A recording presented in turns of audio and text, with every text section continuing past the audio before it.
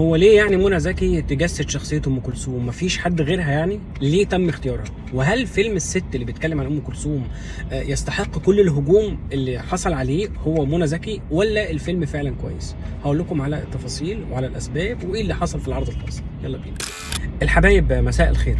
اول ما البرومو بتاع فيلم الست اللي بيتكلم عن شخصيه وحياه ام كلثوم نزل، الناس بدات تهاجمه على السوشيال ميديا بشكل كبير جدا، رغم ان الفيلم لسه ما اتعرضش. ومنى زكي تعرضت لهجمه شرسه، اللي هو اشمعنى منى زكي؟ هي اصلا شكلها عامل كده ليه؟ وبدات الناس تتكلم عن شكل منى زكي اللي ظهر في البرومو، اللي هو مش شبه ام كلثوم. وبدات الناس تقول ده يعني منى زكي لما جت تعمل ام كلثوم عملت جمالات كفته، حاجات كده. لدرجه ان الناس اللي راحت تتفرج على الفيلم في العرض الخاص اللي اقيم امبارح هي عندها جاهزيه للهجوم. هي اصلا قاعده يعني متربصه ومتاهبه انها تشوف الفيلم فما يعجبهاش فتطلع تهاجم منى زكي. انا شفت ناس رايحه امبارح يعني تتفرج على الفيلم، واللي هم لما نشوف بقى ان شاء الله منى زكي هتعمل ايه، لحد لما الفيلم بيشتغل. اول ما الفيلم بيشتغل بيسود حاله من الصمت الشديد جدا والتركيز في كل تفصيله. الفيلم البدايه بتاعته بتشد الناس، بتبدا تتكلم عن طفوله ام كلثوم، الديكور، الملابس، اداء الممثلين، ولما بعد كده بتظهر منى زكي الناس بتسكت. هي طبعا منى زكي في الفيلم مش شبه ام كلثوم، لا الوزن ولا الشكل ولا الا ان السؤال الاهم، طيب طالما هي لا شكلها ولا في جسمها ولا هي مثلا قريبتها ولا حتى عشيرتها، ليه اصلا منى زكي تعمل ام كلثوم؟ خاصه ان منى زكي مش بارعه في فكره تجسيد الشخصيات، التقليد، يعني مثلا زي احمد زكي، زي محمد رمضان، زي الناس اللي بداوا ان هم يقلدوا الشخصيات دي.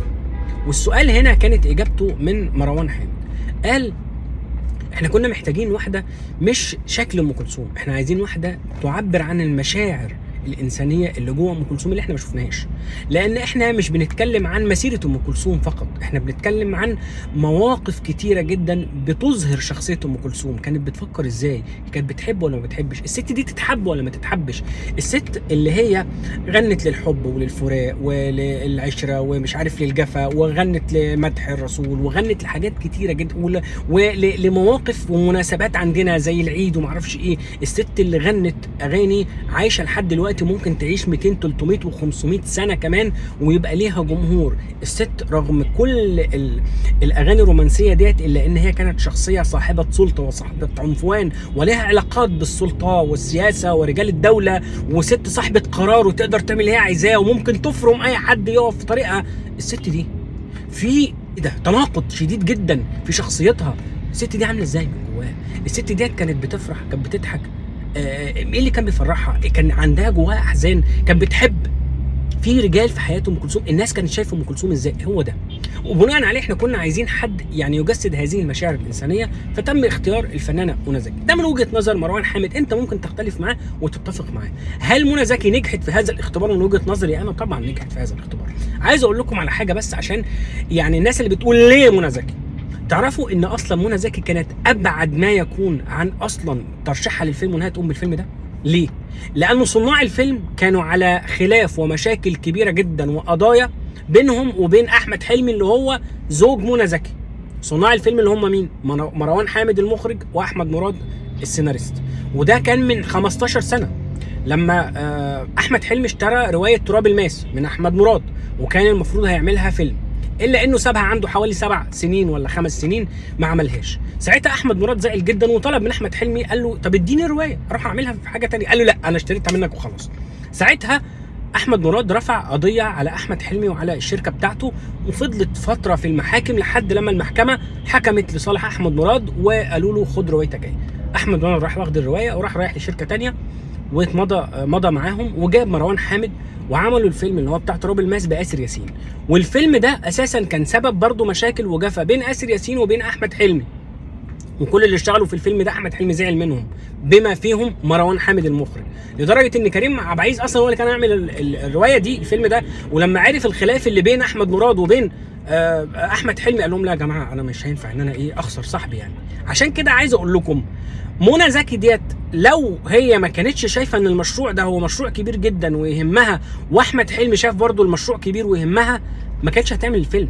اساسا، لان هي ابعد ما يكون عنه. مش هينفع ان هي تبيع جوزها عشان فيلم، الا ان زوجها اول ما اتعرض عليها الفيلم وصناع الفيلم شافوا ان منى زكي هي الانسب، احمد حلمي قال لها لا روحي اعملي الفيلم ده يستحق، عادي جدا. وساعتها فيلم ام كلثوم هو كان سبب الصلح، او سبب يعني عوده المياه لمجاريها بين احمد حلمي وبين احمد مراد وبين مروان حامد. خلونا بقى نروح تاني للفيلم. ليه الفيلم اتهاجم؟